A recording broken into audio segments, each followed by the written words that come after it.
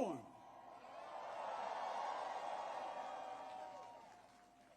One of our great allies, President Duda, Prime Minister, Mr. Mayor, to all the former ministers and presidents, as well as mayors and Polish political leaders from all across the country, thank you for welcoming back to Poland. You know, it was nearly 1 year ago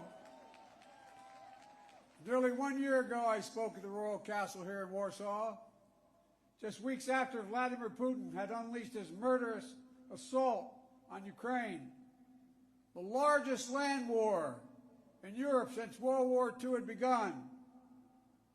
And the principles that have been the cornerstone of peace, prosperity, and stability on this planet for more than 75 years were at risk of being shattered. 1 year ago, the world was bracing for the fall of Kyiv. Well, I just come from a visit to Kyiv, and I can report Kyiv stands strong. Kyiv stands proud. It stands tall. And most important, it stands free. When Russia invaded, it wasn't just Ukraine being tested. The whole world faced a test for the ages. Europe was being tested. America was being tested. NATO was being tested. All democracies were being tested. And the questions we faced were as simple as they were profound. Would we respond, or would we look the other way? Would we be strong, or would we be weak?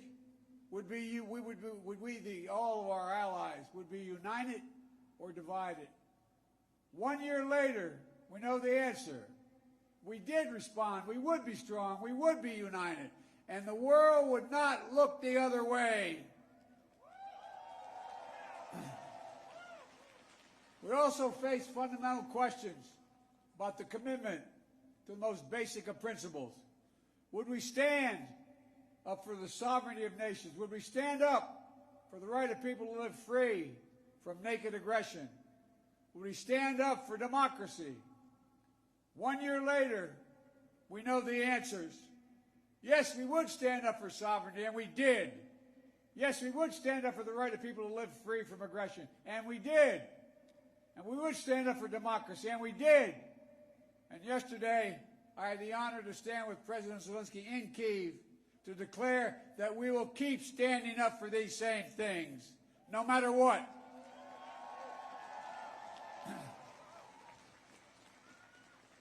When President Putin ordered his tanks to roll into Ukraine, he thought we would roll over. He was wrong. The Ukrainian people are too brave. America, Europe, a coalition of nations from the Atlantic to the Pacific, we were too unified. Democracy was too strong. Instead of an easy victory he perceived and predicted, Putin left with burnt-out tanks and Russia's forces in disarray. He thought he'd get the Finlandization of NATO. Instead, he got the NATOization of Finland and Sweden. He thought NATO would fracture and divide. Instead, NATO was more united and more unified than ever before. He thought he could weaponize energy to crack your resolve, Europe's resolve. Instead, we're working together to end Europe's dependence on Russian fossil fuels. He thought autocrats like himself were tough and leaders of democracy were soft. And then he met the iron will of America and the nations everywhere that refused to accept the world governed by fear and force. He found himself at war with a nation led by a man whose courage would be forged in fire and steel, President Zelensky. President Putin is confronted with something today that he didn't think was possible a year ago. The democracies of the world have grown stronger, not weaker. But the autocrats of the world have grown weaker, not stronger. Because in the moments of great upheaval and uncertainty, that knowing what you stand for is most important. And knowing who stands with you makes all the difference. The people of Poland know that. You know that. In fact, you know it better than anyone here in Poland. because that's what solidarity means. Through partition and oppression, when the beautiful city was destroyed after the Warsaw Uprising, during decades under the iron fist of communist rule, Poland endured because you stood together. That's how brave leaders of the opposition and the people of Belarus continue to fight for their democracy. That's how the resolve of Moldovan people, the resolve of the people of Moldova to live in freedom, when it gained them independence and put them on the path to EU membership. President Sandu is here today. I'm not sure she is, but I'm proud to stand with you and the freedom-loving people of Moldova. Give her a round of applause. 1 year into this war, Putin no longer doubts the strength of our coalition, but he still doubts our conviction. He doubts our staying power. He doubts our continued support for Ukraine. He doubts whether NATO can remain unified. But there should be no doubt. Our support for Ukraine will not waver. NATO will not be divided, and we will not tire.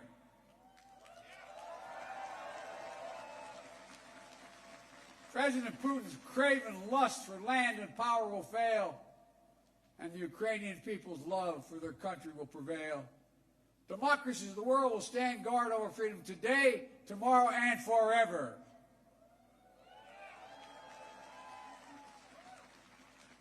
So that's what's at stake here. Freedom. That's the message I carried to Kyiv yesterday, directly to the people of Ukraine. When President Zelensky said he came to the United States in December, quote, he said, "This struggle will define the world and what our children and grandchildren, how they live, and then their children and grandchildren." He wasn't only speaking about the children and grandchildren of Ukraine. He was speaking about all of our children and grandchildren, yours and mine. We're seeing again today what the people of Poland and the people across Europe saw for decades. Appetites of the autocrat cannot be appeased. They must be opposed. Autocrats only understand one word: no, no, no. No, you will not take my country.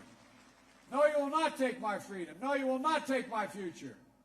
And I'll repeat tonight what I said last year in the same place. A dictator bent on rebuilding an empire will never be able to ease the people's love of liberty.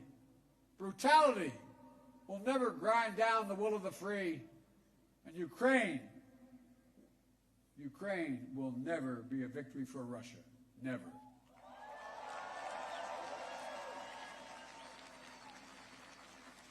For free people refuse to live in a world of hopelessness and darkness. You know, this has been an extraordinary year in every sense. Extraordinary brutality from Russian forces and mercenaries. They've committed depravities, crimes against humanity, without shame or compunction. They've targeted civilians with death and destruction, used rape as a weapon of war, stolen Ukrainian children in an attempt to steal Ukraine's future, bombed train stations, maternity hospitals, schools, and orphanages. No one can turn away their eyes from the atrocities Russia is committing against the Ukrainian people. It's abhorrent. It's abhorrent. But extraordinarily, as well, has been the response of the Ukrainian people and the world. 1 year after the bombs began to fall, Russian tanks rolled into Ukraine. Ukraine is still independent and free.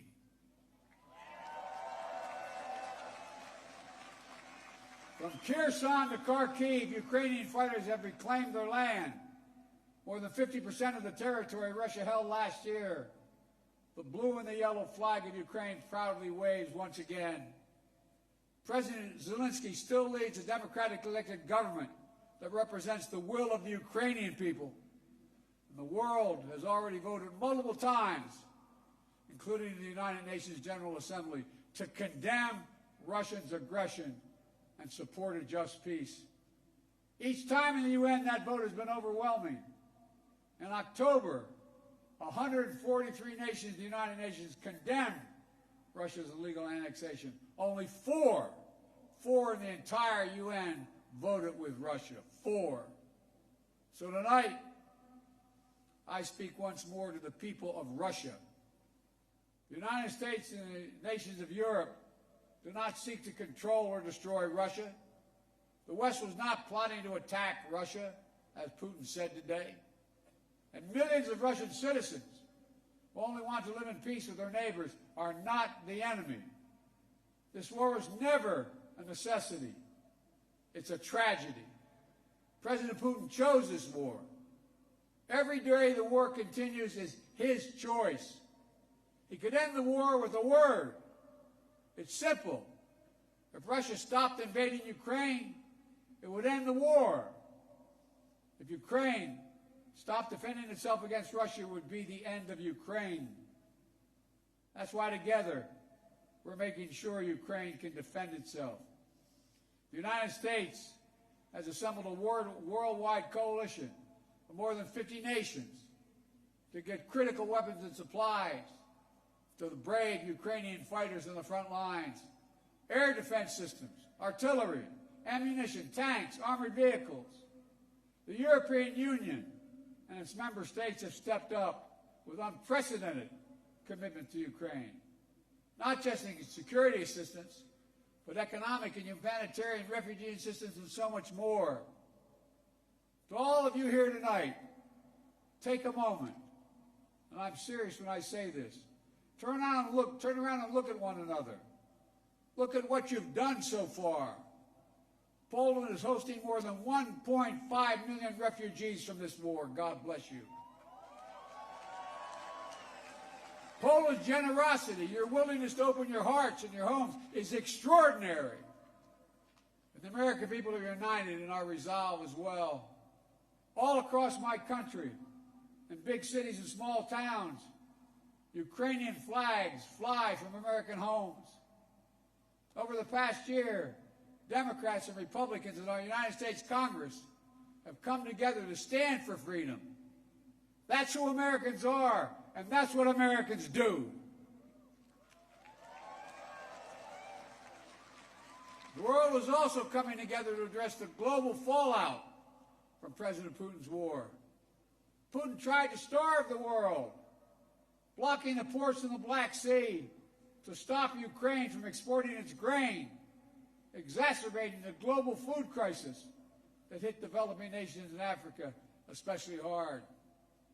Instead, the United States and the G7 and partners around the world answered the call with historic commitments to address the crisis and to bolster global food supplies. And this week, my wife, Jill Biden, is traveling to Africa to help bring attention to this critical issue. Our commitment is to the people of Ukraine and the future of Ukraine, a Ukraine that's free, sovereign, and democratic. That was the dream of those who declared Ukraine's independence more than 30 years ago, who led the Orange Revolution and the Revolution of Dignity, who braved ice and fire in the Maidan, and the heavenly 100 who died there, and those who continue still to root out Kremlin's efforts to corrupt, coerce, and control. It's a dream for those Ukrainian patriots who fought for years against Russia's aggressions in the Donbass, and the heroes who've given everything, given their lives in the service of the beloved Ukraine. I was honored to visit their memorial in Kyiv yesterday, to pay tribute to the sacrifice of those who lost their lives, standing alongside President Zelensky.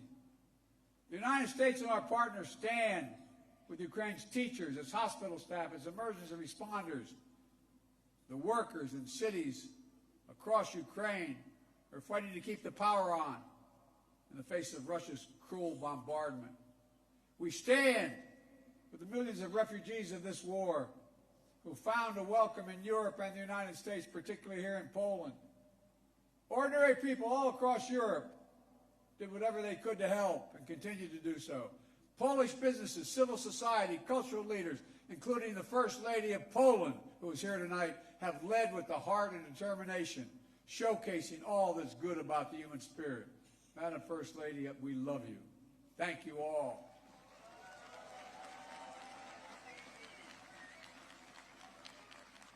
I'll never forget last year visiting with refugees from Ukraine who had just arrived in Warsaw, seeing their faces, exhausted and afraid, holding their children so close, worrying they might never see their fathers, their husbands, their brothers, their sisters again. In that darkest moment of their lives, you, the people of Poland, offered them safety and light. You embraced them. You literally embraced them.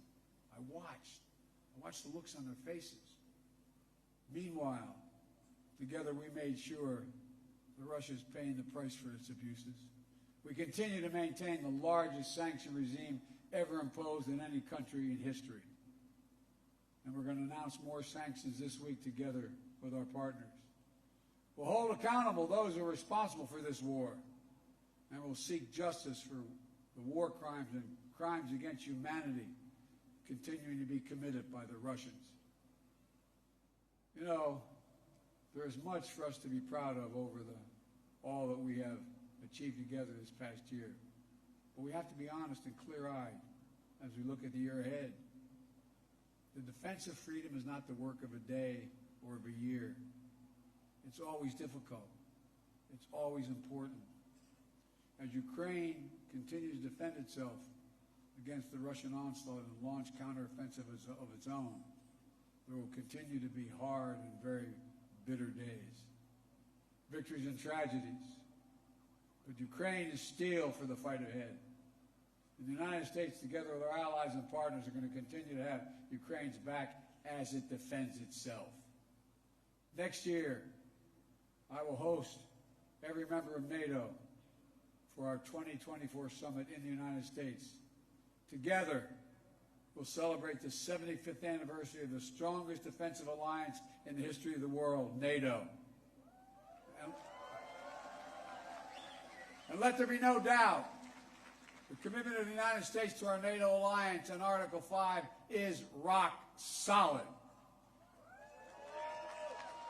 And every member of NATO knows it, and Russia knows it as well.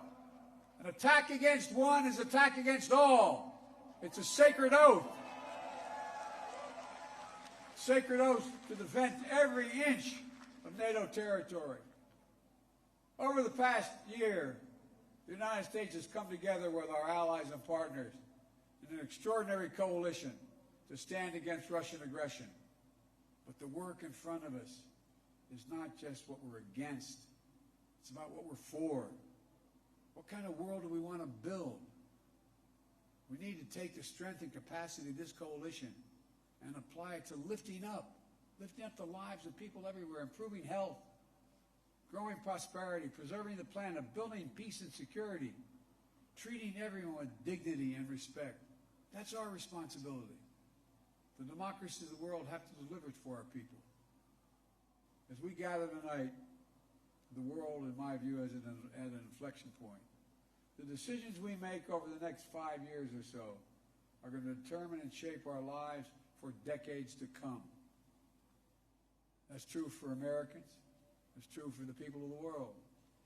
And while decisions are ours to make now, the principles and the stakes are eternal.